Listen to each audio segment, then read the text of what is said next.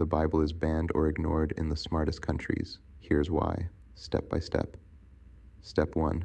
Belief versus knowledge. Let's start with the basics. To believe means, I don't know, but I accept it anyway. To know means, I can prove it, test it, or experience it. The Bible is built on belief, not knowledge. No one knows God. No one knows Jesus. They believe it because there's no evidence. That alone should tell you, this is not education, it's programming. Step 2. Why isn't the Bible in public schools around the world? If the Bible was truth, historical, or scientific, it would be taught like math or biology, but it's not. In fact, countries that dominate education rankings, Japan, China, Israel, India, and most of Europe, either ban it from public schools, don't include it in formal education, treat it like ancient myth or optional literature. Why? Because Step 3. The Bible has no academic value in modern education. It's not science. It says the earth was made in 6 days. It's not history. No record of Jesus in contemporary Roman archives. It's not geography. Talks about global floods with no geological evidence. It's not ethics. Supports slavery, genocide, and child sacrifice. It fails every standard of critical thinking. That's why it's excluded from serious education systems. So step 4. The countries that banned or restricted it know better. Japan leads the world in robotics, AI, and tech innovation. Bible? Not in their schools. China, major in philosophy, science, and secular ethics. Christianity is monitored. Israel, the land where it supposedly all happened, doesn't teach the New Testament in schools. Why? Because it's not Jewish scripture, and it's not their history. India has thousands of years of spiritual tradition. Christianity is a foreign import. Bible's not on the curriculum. France, Norway, Sweden, Germany. Modern Europe treats the Bible as outdated myth, not truth. Let that sink in.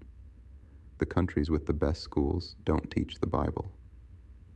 Step 5. Indoctrination is for the colonized. So who does push the Bible hard?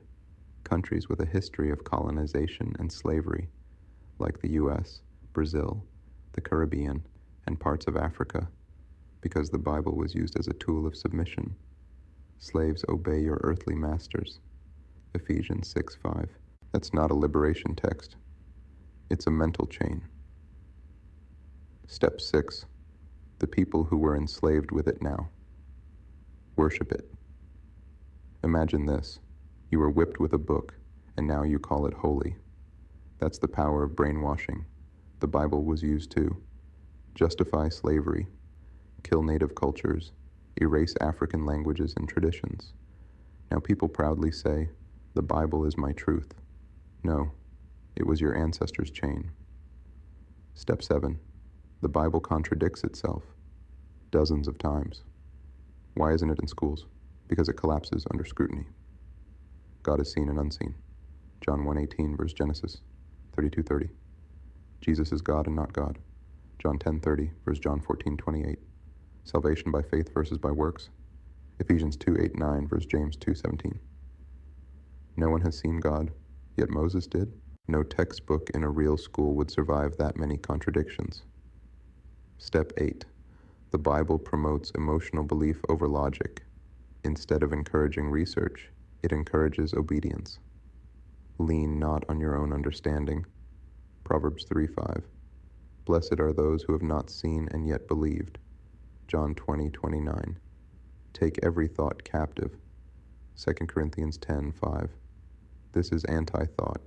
This is mind control. No critical thinking allowed. Just obey and believe. Step 9. There's a reason. They banned it. These countries didn't ban it because they hate God. They banned it because it's dangerous when people believe fiction is fact. Religious extremism, historical lies, and anti-scientific teachings all grow from unchecked belief, and these countries chose progress. Meanwhile, Others chose plantation logic, dressed up as faith. Step 10. The trap is deep, but not invisible. The Bible wasn't made for your freedom. It was made for your submission. That's why. It tells you to wait for heaven instead of fixing earth. It makes you forgive your oppressor instead of holding him accountable.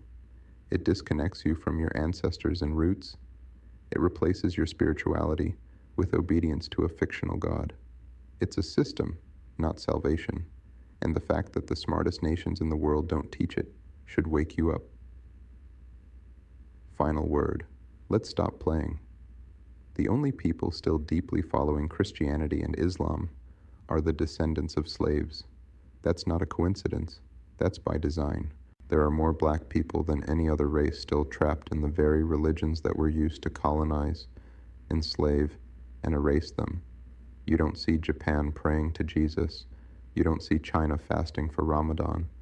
You don't see Israel preaching the New Testament. But go to Africa, the Caribbean, or the Hood. You'll see churches on every corner and mosques next door, still shouting the names of gods that were handed to us on the plantation.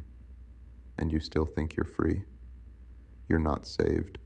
You're still programmed. You're not chosen. You're still chained. And you're not worshiping truth. You're honoring your oppressor's manual. So when I say you're still on the plantation, I'm not talking about picking cotton. I'm talking about picking up that Bible or Quran and calling it yours.